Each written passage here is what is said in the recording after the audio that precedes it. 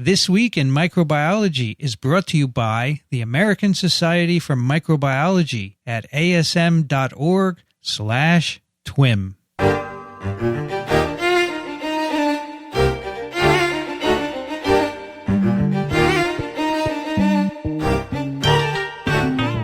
This is TWiM, This Week in Microbiology, episode number 225, recorded on September 3rd, 2020. I'm Vincent Racaniello, and you're listening to the podcast that explores unseen life on Earth. Joining me today from Small Things Considered, Elio Schaechter. Well, hello there. How are you? I'm well, thank you. And yourself? I'm hanging in there. All right. Also joining us from Charleston, South Carolina, Michael Schmidt. Hello, everyone. We span the countryside. We do indeed. And can you believe it is already September? Nope. I don't know. Where did the year go? Oh, boy. It went into quarantine. It did. That's where we've been. We've been all in quarantine. So we're going to miss Michelle today, aren't we? Today we're missing Michelle, but hopefully she'll be back next time. And we will give you two interesting papers. I'm going to give you a snippet to begin with. This is an article published in Nature. It was actually suggested by TWiM, who wrote, I would like to recommend a paper for you to cover that was published just last month in Nature. And he gives the title, the work was primarily completed by my lab mate, Sharrar Ahmad, in the lab of John Whitney at McMaster University and Boyan Wang in the lab of Michael Laub at MIT. I know it's a little biased to recommend a paper published by your own friends and coworkers, but I'm willing to bet that you will find this work particularly interesting and of high quality. And he goes on to summarize. Yep. I'm thinking of writing it up for our blog as well. It's very cool. Oh, they're cool. All of the authors involved did a tremendous amount of work, and in my opinion, should be highlighted on TWiM. Furthermore, anybody who is interested in the nitty-gritty details of the molecular mechanism of bacterial toxins will be fascinated by this paper. Tim is a PhD student in the Whitney lab at McMaster University. The paper is called An Interbacterial Toxin Inhibits Target Cell Growth by Synthesizing ppApp. Emphasis on the A. Emphasis on the A with a bunch of phosphates. And the two co-authors are Sharrar Ahmad, I'm very sorry, and Boyan Wang in the laboratories of Michael Laub and John Whitney. And these are from McMaster University and Massachusetts Institute of Technology, University of Toronto, and University of Calgary. So this is all about effectors that are delivered to cells by bacterial type 6 secretion systems, which we have certainly talked about before here on TWiM. These are membrane structures that inject effectors, we call them. Those are the things that act upon the cell in which they're injected to wreak havoc. And that's what they do. They wreak havoc. Now, here they're working on several strains of Pseudomonas aeruginosa. And in one called PA01, they have an effector called TSE6, which is right next to genes encoding the hemolysin. So they note that often the structural genes for the secretion system are right next to the effectors. They have a more virulent isolate of Pseudomonas called PA14 with a unique domain in this area of the type 6 secretion system. And instead of the glycohydrolase toxin, which is called TSE6, there's something else, an additional open reading frame downstream in addition to this TSE6. And then downstream of it, they think there is the immunity protein, because the cell that's making the toxin needs to have immunity to it so it doesn't kill itself. So typically there's the gene for the toxin, and then downstream right away there's an immunity protein. So they say, this is interesting. Let's explore this. And so these have generic names. They're called PA14-01130 for the toxin and PA14-01140 for the immunity protein. They rename those later on. And they remove the toxin gene, and they show immediately that it causes a loss of fitness when competing against the other Pseudomonas strains. So normally this clinical isolate PA14 is quite aggressive, but you take out this toxin and it doesn't grow well against PA01. And they go on to use genetics to show that this downstream gene PA14_01140 is in fact an immunity function. It restores the fitness of strains that are producing the toxin. So the PA14_01140, I'll call it 40 for now. 40 is the effector and 30 is the immunity protein. Okay, but what do they do? What does the effector do? So the first thing they do is they want to know how this protein inhibits bacterial growth. So they look at the homology of this protein with known proteins, and they find that the C-terminal domain of 40, protein 40, has weak similarity with proteins with what's called an RSH domain, a rel-A SPO-T homolog domain. These are domains that are highly conserved across bacteria, and what they do is they synthesize guanosine penta and tetraphosphate. That's guanosine, which either PPGPP, that would be tetraphosphate, 4 phosphates, or PPPGPP, that would be pentaphosphate, 5. Also known as magic spots. Magic spots. That's right. Now, Elio, why are they called magic spots? Because they showed up on a paper chromatogram and nobody knew what they were. That's right. Gosh, I remember that. And that was in Fred Neidhart's lab, wasn't it, Elio? No, not quite. No, in Cashell's lab. Oh, Cashell's lab. Okay. Magic spots. That's right. I remember that from years ago, right? Long time ago. This is today's old-time religion. We're going back to the basics. Well, that's what we have Elio for. He remembers all this stuff. It's just great. Old time is correct. So the way they make these penta and tetraphosphates, this RSH domain containing proteins, they transfer pyrophosphate. Pyrophosphate is 2 phosphates, PPI, from ATP to either GDP or GTP. That's what these enzymes do. And then the penta and the tetraphosphate regulates growth in the cell. So what they did is they produced the C-terminal domain of protein number 40 in E. coli and showed that alone inhibited growth at very low levels. So that is the part of the protein that's the toxin, the C-terminal domain with homology to this interesting RSH. 3 molecules in a cell. 3 molecules per cell is enough to make inhibit the growth of E. coli. Okay. So it's a toxin. It inhibits growth. What is it doing? So the next thing they do is determine the 3-dimensional structure of protein number 40 complex with its immunity protein number 30 at 2.2 angstroms.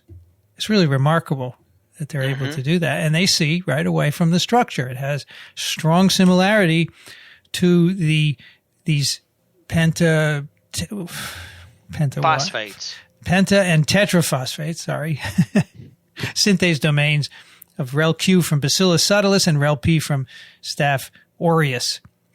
And they can see residues in the structure that interact with the donor, the pyrophosphate donor ATP. And when they change them in their protein number 40 and put that in E. coli, the toxicity is reduced. So suggesting that these amino acids in the protein that interact with pyrophosphate donor ATP are important for toxicity.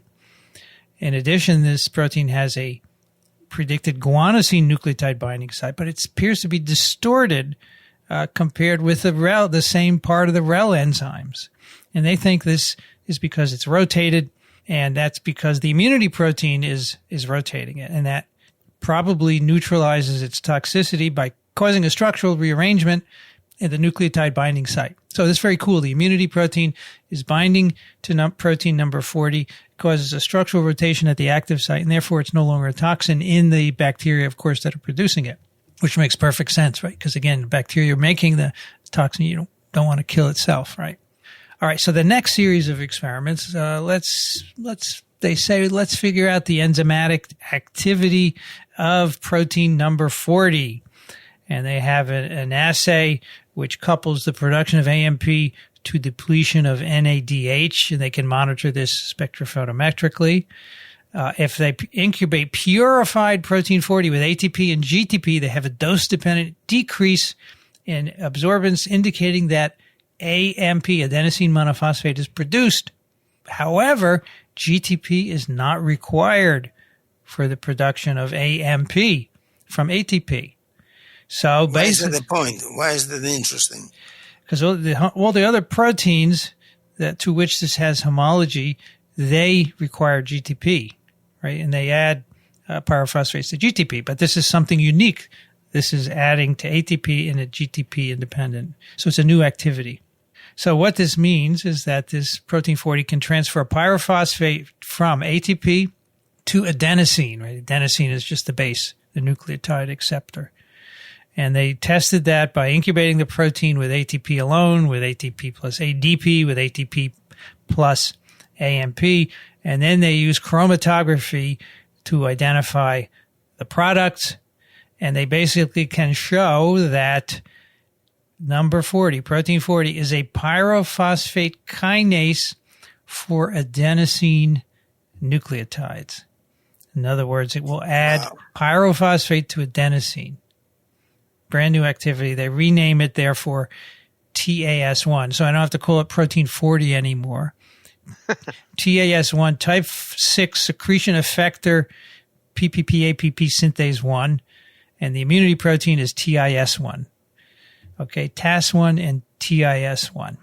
Now, a couple of very amazing facts here. They looked at the catalytic rate of production of ppApp by TAS1.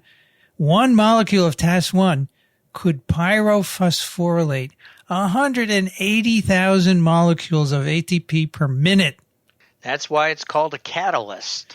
Amazing. 180,000 molecules, which they say is 2 orders of magnitude higher than the ppApp, GPP synthases. And they say probably that's how, in some way related to its activity as a toxin instead of regulating growth, which is what the ppApp, GPP do. So, as I've said, GTP is not an acceptor, a pyrophosphate acceptor for this enzyme. And it also cannot use DATP as an acceptor, deoxy-ATP.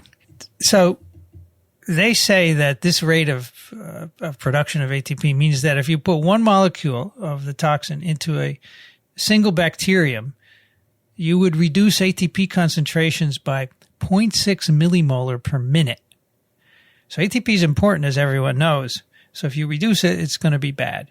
And so their hypothesis emerged that the way this TAS1 intoxicates cells is by depleting essential adenosine nucleotides.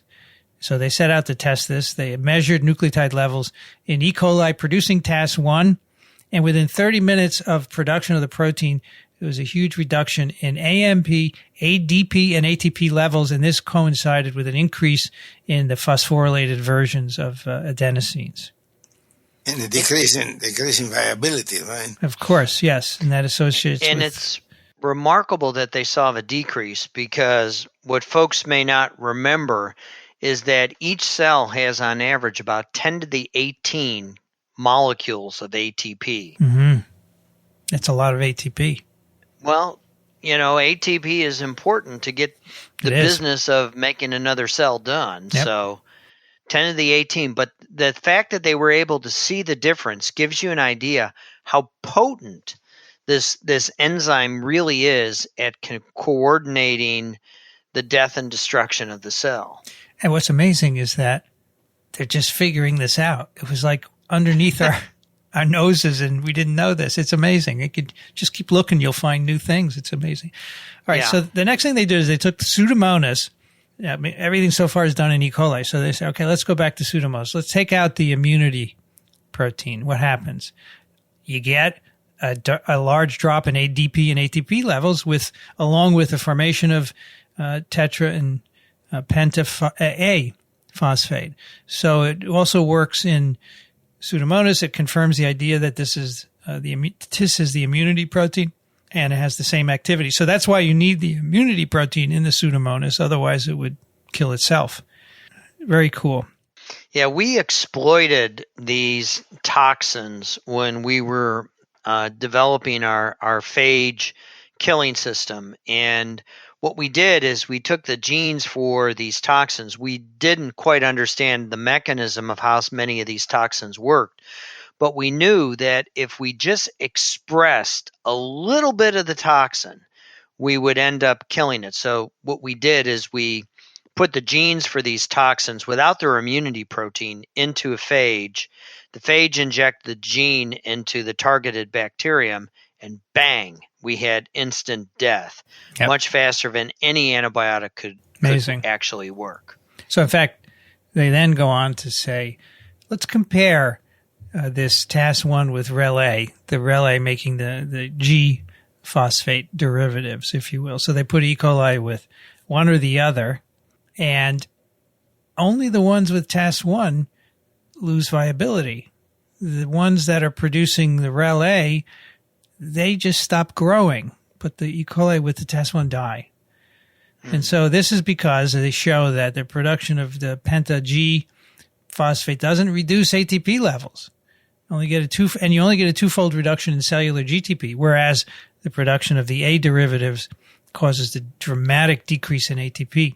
So they conclude that ppGPP is bacteriostatic and ppApp is bactericidal.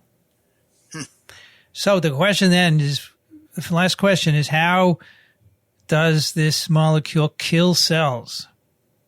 And a couple of little background. ADP, of course, is essential in the regulation of energy because it dissipates the proton gradient. You have a proton gradient that is produced, right? And ADP is needed to dissipate it. And you make ATP by ATP synthase, and that dissipates the proton gradient. So if you reduce ADP after TAS1 is produced, this could result in what they say excessive electrostatic potential across the membrane, and that would not be good. No, that's absolutely lethal. Remember, you can't start burning your carbohydrate unless you have the oxidized electron acceptor to begin to consume the glucose, where you transfer the squiggle from the carb to NAD, making it NADH. And similarly, you can't make ATP unless you can transfer that electrochemical potential from the membrane by the catalysis of the water, so that you effectively take the half mole of oxygen and then you make the oxygen, where you transfer that electron, and in the process you make the squiggle. Right. And they do a lovely experiment where they have an ionophore called CCCP, which uncouples the protein motive, the production of this proton gradient, right? Mm-hmm. And in cells that are producing TAS1 toxin, the addition of this ionophore reduces its toxicity because it's preventing the production of the proton gradient, which is nice demonstration that that's one of the reasons why the cells die. Mm-hmm. Furthermore, there's more than that, though. It's not just the proton gradient. There's ATP as well. Remember, ADP is reduced, but ATP is also reduced. And ATP, of course, is required for almost everything that happens in bacteria. So they did metabolic profiling of Pseudomonas lacking the immunity protein. So now these are cells that are going into toxicity. And they find a marked decrease in metabolites belonging to many pathways, including glycolysis, TCA cycle, pentose phosphate cycle, and decreases in intermediates of lipid, amino acid, pyrimidine, and purine biosynthesis. That's a lot of stuff that's being altered. So production of ppApp reduces ADP and ATP, and this deregulates the proton motive force and depletes metabolites that are needed for cell viability. But that's not all. They said, could ppApp bind a protein and mess it up? So they see if it could bind protein targets. And in fact, they show, well, it's already known that ppGPP binds a enzyme involved in purine synthesis called ppApp. And so they say, well, let's look to see if ppApp binds ppApp as well. And indeed it does. It inhibits the enzyme both from E. coli and from Pseudomonas. And so both PP, GPP, and ppApp bind this purine synthesis enzyme, and they deregulate that production as well. And if you think about it, it makes perfect sense, because you don't want to make RNA or DNA if you don't have enough energy. And so by virtue of the fact that these tetraphosphate and pentaphosphate moieties can coordinate expression, it gives you that fitness bonus, because you're not burning energy for no apparent reason. You're not effectively throwing your money out the window, so to speak. You're effectively measuring the way when things are good, you burn the energy. When things are bad, you don't. Yep. So they say that ppGPP can bind 50 different proteins, and they think, well, probably A can bind them as well. It's really just enhancing the toxicity. So really doing a lot. It's amazing. So this, to summarize, this shows that TAS1 is a toxin delivered by a type 6 secretion system. It's the first ppApp synthase enzyme shown to have a role in bacterial physiology. And here is this one sentence which I thought Elio and Michael would love. Although reports from several decades ago linked production of ppApp to sporulation in Bacillus subtilis, we didn't understand what was going on. And that's magic spot, I guess, right?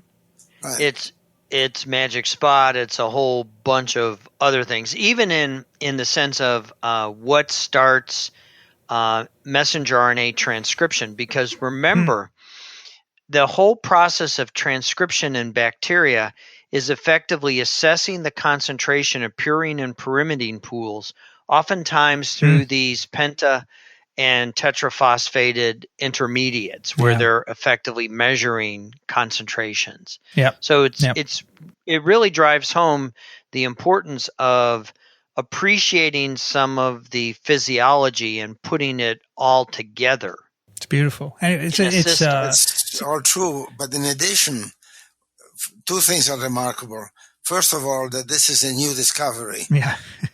Secondly, that they don't say whether this system exists in other bugs or whether it's only found in Pseudomonas. I would think that something like this is found widely, and the G equivalent is all over the place. So I don't know. I mean, I'm surprised that they didn't seem to ask, can you find this in staph? Can you find this in B. subtilis, et cetera, et cetera. Good point. But it's a remarkable finding. And what it does is it actually focuses on a new way of killing. Absolutely. This is a new way of a cell to die, to deplete it of its ATP. My God, you would think. So there are several things which are really surprising about this paper. I liked it a lot. It was and also technically it's amazing, the amazing amount of work, as Tim said. And the experiments are beautiful. So thank you, Tim, for recommending it. And congratulations to, let's see, your coworkers. Ahmad and Wang. Ahmad and Wang. And Whitney and Lau. Very good. Beautiful. I loved it. Yep. It was an absolutely fascinating tour de force of what's going on inside our cells or their cells. Michael, it is your turn. It is my turn, and we're going to stick with the physiology theme here today. And, you know, when I go off looking for papers for TWiM, I scan the current table of contents that have come since our last TWiM. And as I was scanning this past week, I was in the Journal of Bacteriology's table of contents, and what caught my eye was one of the most read papers off to the side in the masthead. And it was a mini review that I missed last April 2019. And the title of the paper is Lag Phase is a dynamic, organized, adapted, and evolvable period that prepares bacteria for cell division. And this paper is also from a Canadian lab. I guess this is our tribute to Canada Week. It's from Robert Bertrand, and he's in the Department of Chemistry at the University of Manitoba in Winnipeg, which is in the province of Manitoba, Canada. And so as this is the beginning of the new semester, with many students taking microbiology or microbial physiology for the first time, I thought it only appropriate, given the selection of the other paper, to bring both groups, the new micro student and the new physiology student, and to those of us who are new and old to the field of micro, the concepts that are actually explained in this mini review. And it's not too long. It's only 16 pages that appeared in the Journal of Bacteriology, I said, in April 2019. So JBac makes its papers available so you can go and actually follow along with us. I'm going to start a little bit out there. The title offers you what, as a reader, I think you need to be able to defend and then appreciate, for it can explain much of what can go right and much of what can go wrong with your experiments if you fail to appreciate that the lag phase that we witness when we plot the viable concentration of bacteria as a function of time.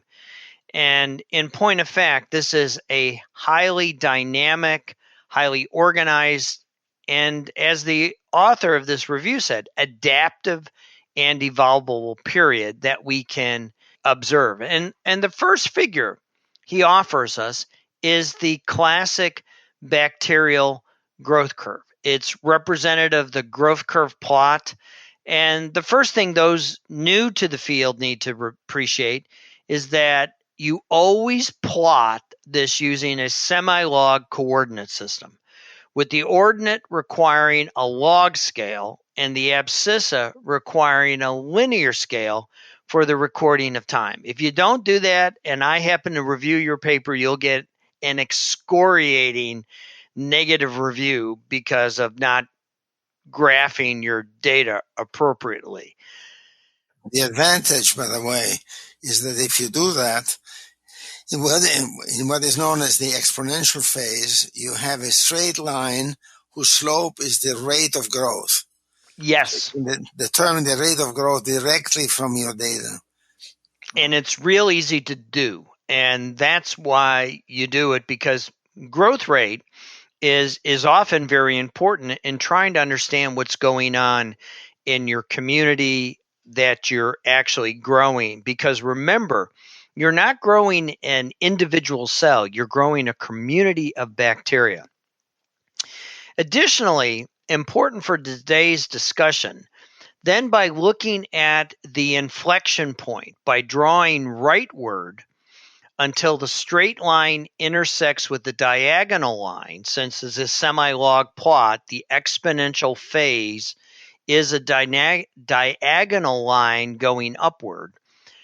When those two lines intersect, you can see this is defined as the end of the lag period for the community. And it's principally when the community has its collective first cell divisions. Because remember, you are measuring a population. You're not measuring individual cells. You're measuring the community's response. And so this is key to appreciate. And this is, again, one of the principal take-home messages, is that this community observation has nothing to do with individual cells.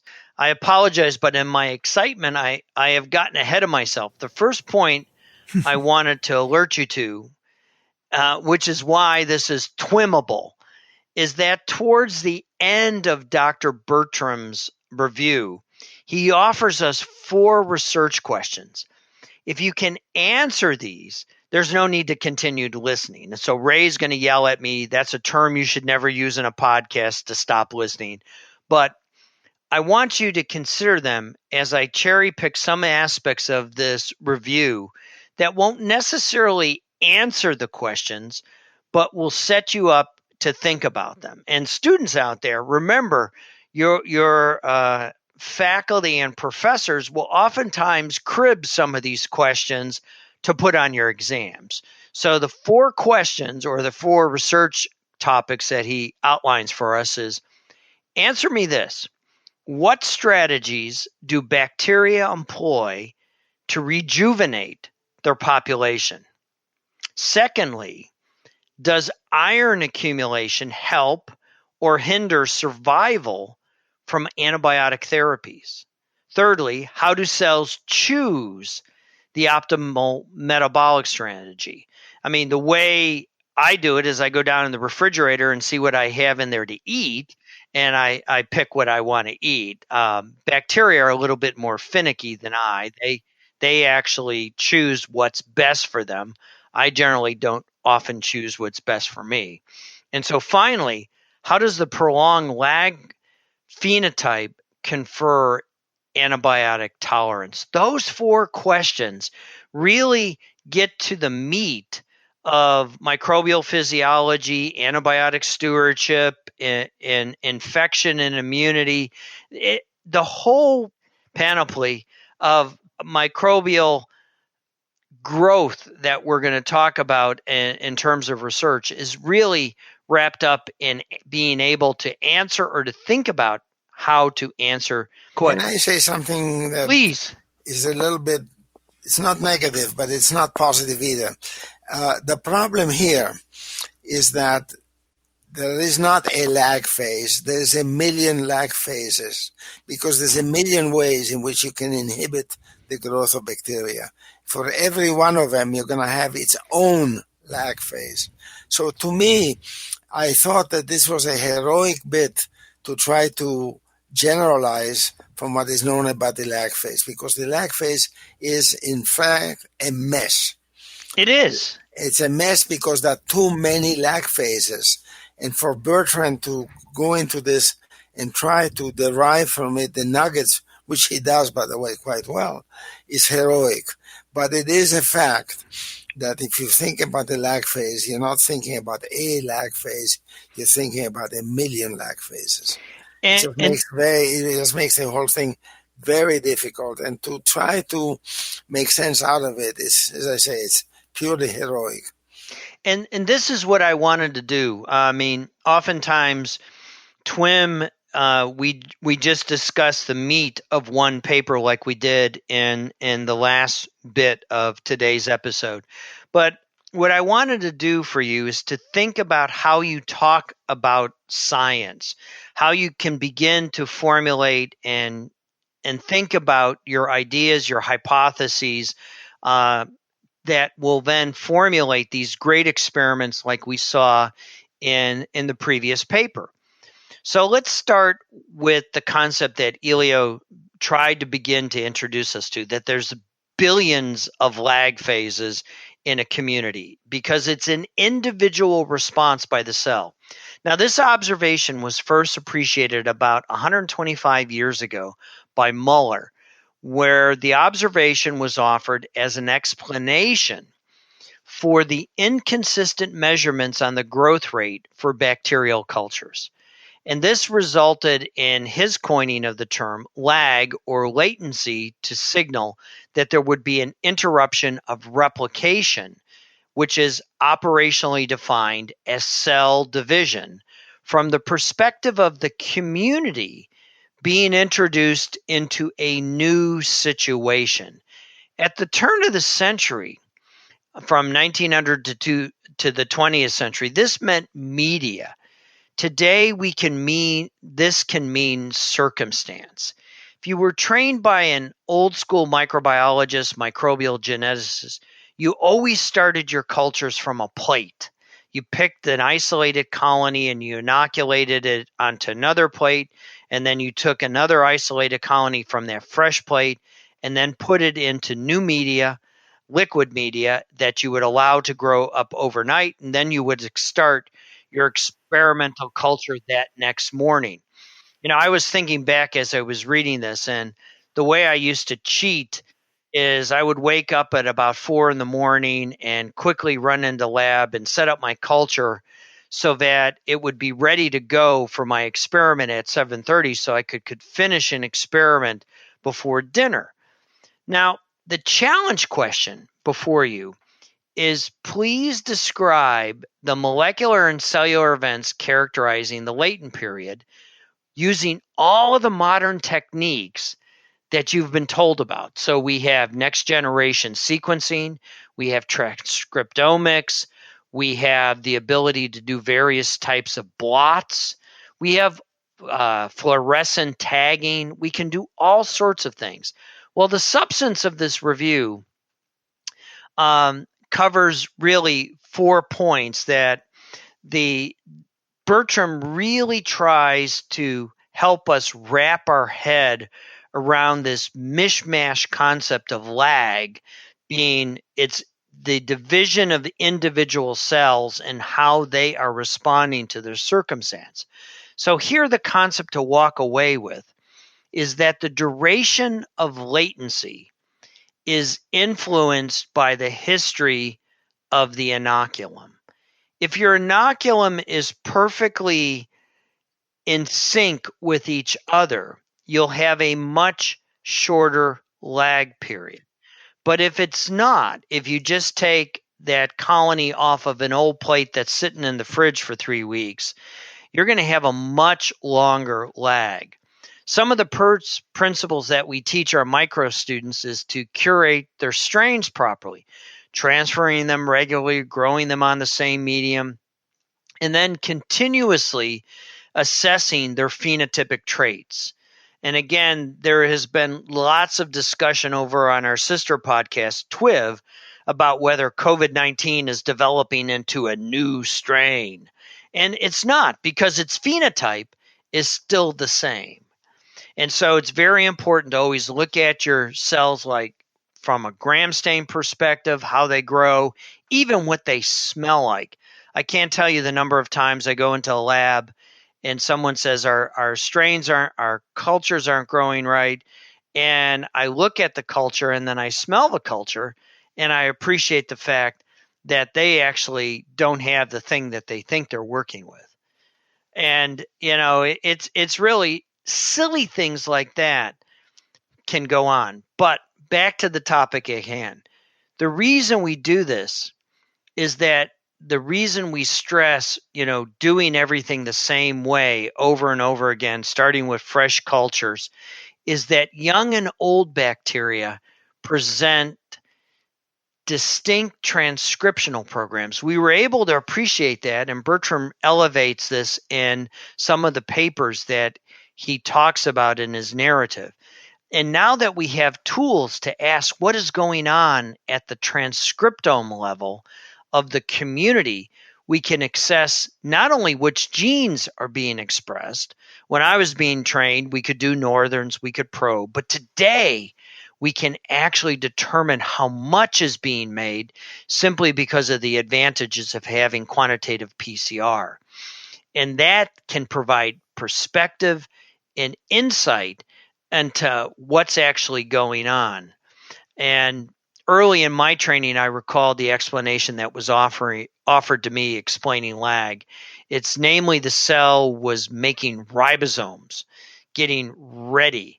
And Bertram actually selected some experiments that highlight the variations in the production of ribosomal RNA during the lag phase that can be observed in response to excess heat or even prolonged stationary phase. So stationary phase is a new term, and it's effectively where the dying cells are equivalent to the live cells if your measurement is assessing viable cells. Wait a minute. That's not my definition. What's your definition, sir? Stationary phase when cells stop growing, period. When you're measuring viability. When you're measuring viability, you're measuring live cells. But when you're measuring OD, you're measuring mass. That's true. What you're measuring. So That's true. But both are stationary phase. That is true. But I was using viable cells. So this is the discourse we want you to be able to have with your colleagues and to be able to be comfortable in asking what's actually going on here.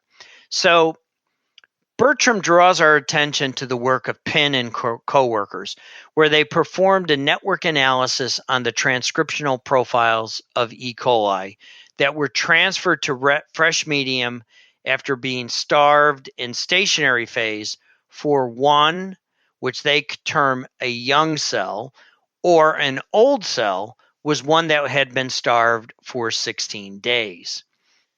What they saw in both the young and the old E. coli was the genes responsible, and there was a whole bunch of genes that were expressed in the young, principally 467 genes were expressed in the young, and only 186 genes were expressed in the old cells that were starved for 16 days.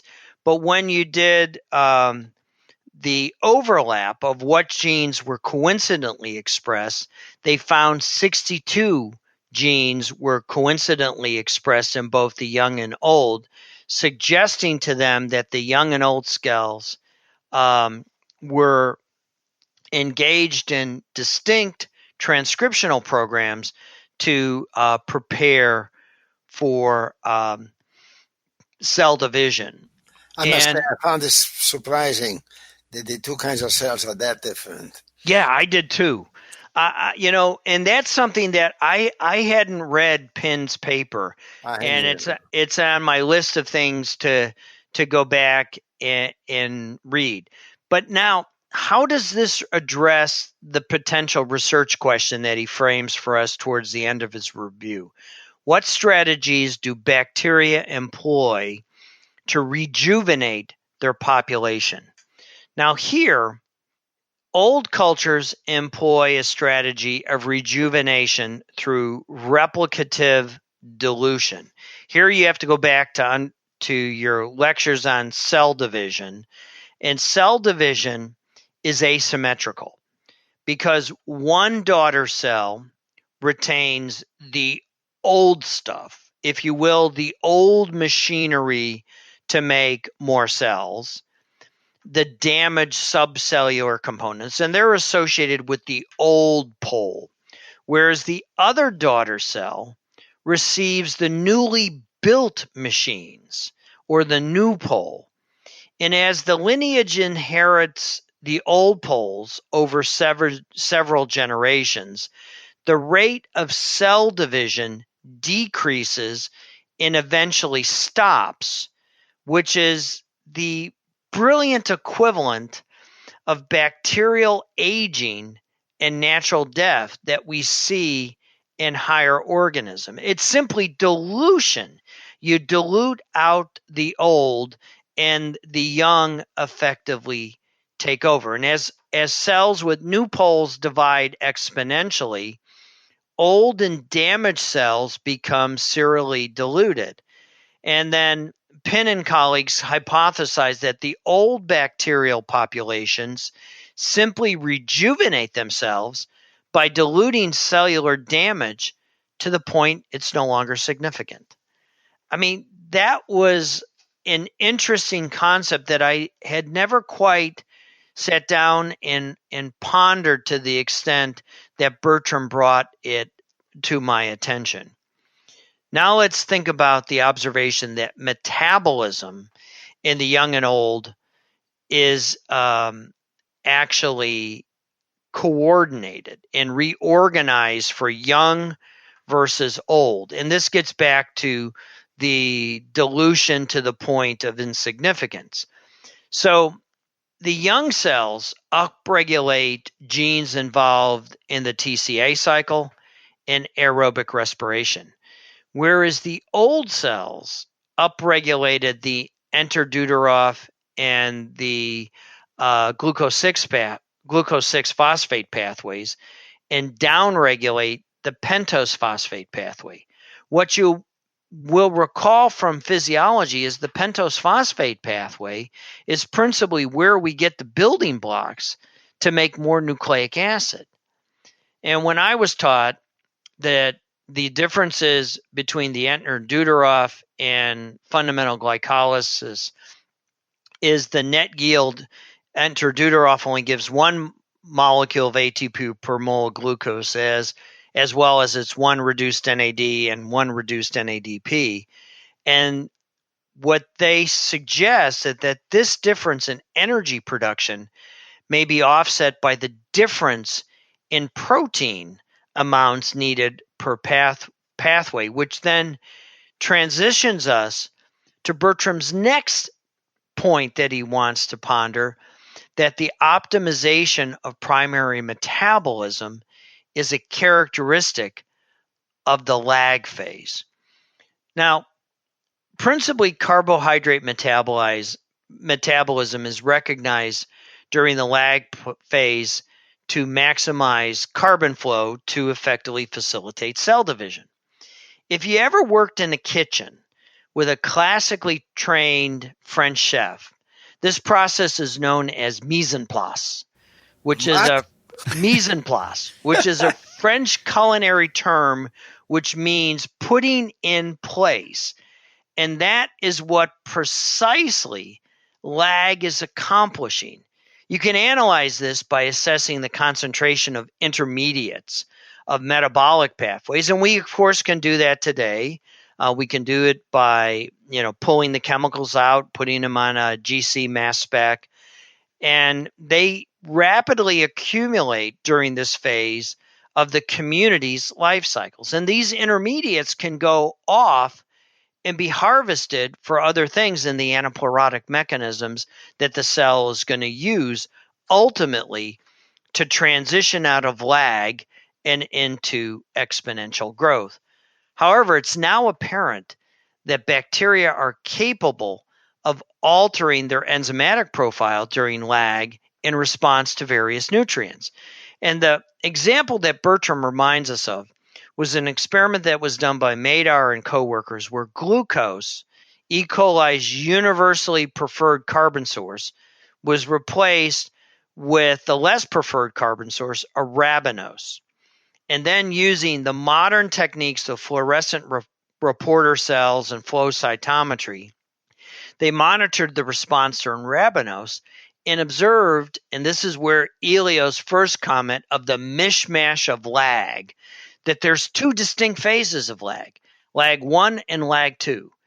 In lag 1, gene expression was devoted to the biosynthesis of the so-called bottleneck carbon processing proteins, the enzymes necessary and sufficient to degrade arabinose. And we know arabinose is one of these positively controlled operons. Something has to be added to the DNA in order to affect its transcription of its message in order to degrade arabinose. In the lag 2 phase, once it was established that the cell had a stable ability to burn the arabinose, it switched on then the synthesis of this broader array of metabolic enzymes required to make and accumulate more biomass, which then allows the cells to fundamentally divide. And it's through that discussion that he gets us to the third question. How do cells choose the optimal metabolic strategy? And again, he goes back to Madar and coworkers, and he again acquaints us to the fact of if the cell sensed glucose in the beginning, it skipped lag phase 1 altogether because there was no need to go through the extra energetic step of making the arabinose operon, which is an energy-intense fitness penalty. And I'll bet our listeners can explain the other biphasic growth profile that they probably learned about in their genetics course. And that, of course, is the famous lac operon that Jacob and Minot, of course, made most famous. And so he really goes on walking us through this wonderful set of things. And if you take a look at his figures they're really quite provocative. One of the ones that I especially enjoyed looking at was the third figure, which is a plot of metabolic and growth trends of bacterial cultures from lag to early stationary phase. And this is principally the work of Yamamoto and co-workers. And again, they are plotting things via the optical density, which measures mass, as Elio points out. And then they are measuring the concentration of glucose at milligrams per mil. And then they are measuring the mass versus turbidity. And then they are measuring the micromoles of glucose 6-phosphate concentration per the optical density. And then again, the micrograms of the average glycogen concentration. And recall that glycogen is a polymer of principally glucose. And the way I always view glycogen is it's like a bunch of grapes. And the cell is able to pluck a grape off of the glycogen polymer when it needs energy. And Bertram goes into a discussion about going to the energy bank and using the lag phase to effectively optimize the transcriptional program that needs to go on during these particular phases in order to get the cell ready and get the community ready for optimal cell division. And it's really a fascinating discussion. In his fourth figure, he presents an abstraction of the gross physiological trends that you can monitor and lag in the exponential phase. Here he uses the example of Bacillus cereus from the work of Biesta Peters and colleagues. And they use all sorts of wonderful variations. They decrease the pH from 7 down to 4.9, which then resulted in an increase in the duration of the lag phase from 1 hour to 5, just by simply reducing the pH from 7 down to 5. 2 orders of magnitude, granted, but these physiological trends remained consistent throughout these trials despite this variation in pH. And again, this is where I was reacquainted with how many ATP molecules are in a cell, because what he pointed out to us is that the ATP concentration remains stable throughout the lag phase at around 10 to the 18 molecules per cell. And in the exponential phase of growth, the ATP concentration increases 50-fold. And so this really goes back to what we were talking about in the last paper. The next bit that I want to acquaint us with. Tell us briefly, right? I'm going to try.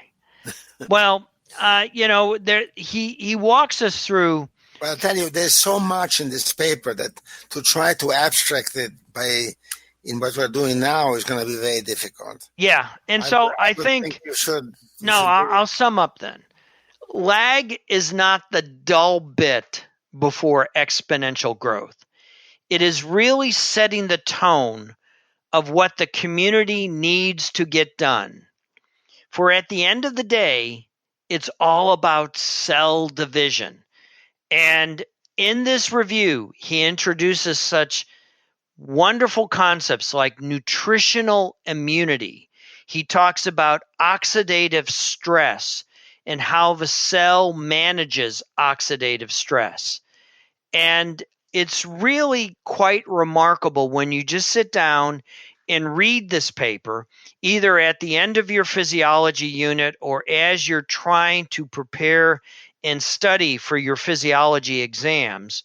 This paper can give you a perspective of how you need to think about putting the physiology all together. And that's why I picked it. And I apologize to Professor Bertram for not going through all the other wondrous concepts that he has outlaid for us. But as Elio said, there is so much here, and I just thoroughly enjoyed this paper, and I hope you shared my enthusiasm for it. Thank you, Michael. I think there's an important lesson for virology here, and that is that in the 1930s and 40s, when people started doing growth experiments of viruses, they found a fundamental difference from the growth of bacteria, which Michael has discussed here, and mainly in terms of the lag phase. And that is, when you put a bacterium in a culture, the lag is typically short. Whereas if you infect cells with a virus, there's a long period where you don't see any production of new virus particles. And they called that the eclipse. And they use that as evidence that viruses and bacteria were fundamentally different. Absolutely. Not the same thing. Although an eclipse phase is an extremely important concept, arguing for the importance of daily COVID-19 testing. Because from what I understand, the eclipse phase for the SARS-CoV-2 virus is about 10 hours. Mm-hmm. Okay, I want to read two emails. One is from Brian. Dear TWiM, thank you for describing the paper about deep ocean sediment-dwelling bacteria. 3 aspects of this discovery deserve follow-up. First, in binary fission, the original cell is present in daughter cells. That leads some to believe these cells are 101.5 million years old. However, each division leads to the synthesis of new proteins woven into cell walls and enlarging internal material. Since division halves original material, newly synthesized proteins make up half of the daughter cells. Over millions of years, even a very slow expansion rate will dilute original cellular material to infinitesimal levels. In no way are current bacteria made of proteins that existed 101.5 million years ago. Second is the importance that substrate pore size, 0.02 micron, is not only smaller than a bacteria, it is smaller than most phages. Ocean-dwelling bacteria mortality is driven by phages, and only a location isolated from parasites would permit their long-term survival. Third is my question about where the slowly accumulating bacteria populations went. Since they are trapped in the sediment, how can population expansion occur? Again, thank you for bringing this to my and others' attention. Well, I think the authors of that paper address it. It was cannibalism. They talked about eating, the biomass that was present. And his point is absolutely on target, because our discussion of, dilution to extinction and looking at this lag paper reinforces what he says. There will be an infinitesimal amount of the original cell by today's standards. Yeah. But how can population expansion occur? That's a good question. If they're trapped in the sediment. Does it? I mean, I don't think the paper says that. Yeah. No, it didn't. It was there. It doesn't say they're growing. So is it possible they haven't divided in 100 million years? Yeah, that's the idea. At least that's one of the 2 possibilities. Okay. Either they do or they don't. That's a good point. We don't know. So they may be 100 million years old, actually. Yeah. It could be. All right. And he gives data and support that they could be that old. Yeah. Right. All right. One from Phil. Dear Vironauts, I listened to TWiM 223 concerning resistance of Yersinia to doxycycline. That was just some really fantastic insight.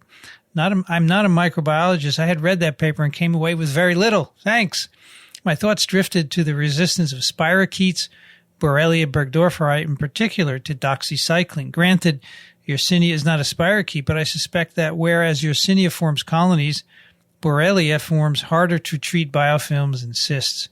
In general, it would appear that spirochetes are simply more robust and difficult to treat. Could TWiM ever do an entire segment on Borrelia burgdorferi? Will the human race ever conquer spirochetes? I would love to. I think as long as it's a disease of the desiratory tract, the answer will be no. Desiratory tract. That's a good one, the desiratory tract. I would love to hear your panel discuss the relevance of finding Borrelia in the brains of Alzheimer's patients, research which has somewhat dropped off with the retirement of noted pathologist Alan MacDonald. He would be a great guest along with Professor Holly Ahern, a microbiologist at SUNY Adirondack. Phil is in Buffalo, New York, where it is minus 14 Fahrenheit with gale-force winds and 7 inches of snow on this beautiful summer day. How is that possible that it's minus 14? I think he's joshing. I don't think Buffalo's had snow this early. Wow. Okay. TWiM 223 was just a couple episodes ago, so. Yeah. You did that story on the docks. Yeah, for sure. Yeah. All right. The other thing is Yersinia is a facultative intracellular parasite. Mm-hmm. And so it's growing inside our human cells. And so it's a challenge to get antibiotics into our cells to knock them out. Right. And so you always need an antibiotic that will get transported or get concentrated into the facultative non-professional phagocytic cells that will then inactivate the Yersinia. Right.